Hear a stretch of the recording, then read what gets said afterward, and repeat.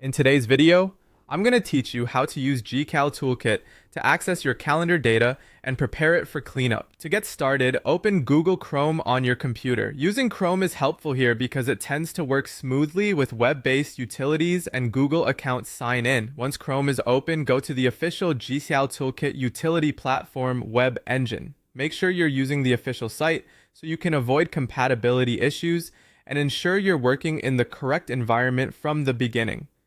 When the platform has loaded, take a moment to look around the page and confirm that you're on the main utility interface. From there, download the accompanying software tool provided by the platform.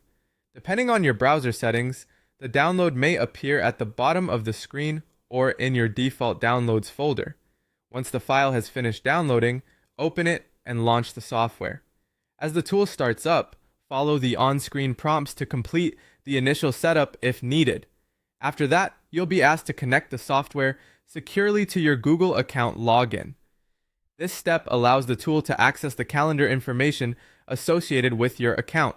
When the Google sign-in window appears, log in using the account that contains the calendar you want to work with. Be sure to review the permissions screen carefully before continuing so you understand what access the tool is requesting. If you manage multiple Google accounts in Chrome, double-check that you're selecting the correct one to avoid pulling in the wrong calendar data. Once the connection is complete, return to the software interface and locate the option to choose or browse for a calendar data directory. This is the folder on your system that contains the duplicate calendar entries you want to address. Select that specific calendar data directory carefully.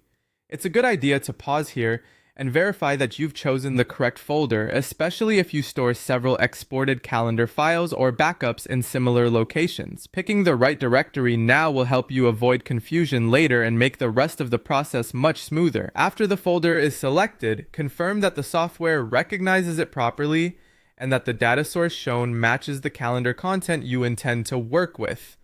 At this point, the platform, software, account connection, and target calendar directory should all be set up and ready. You've now completed the preparation stage, which is an important foundation for cleaning up duplicate calendar entries accurately and efficiently.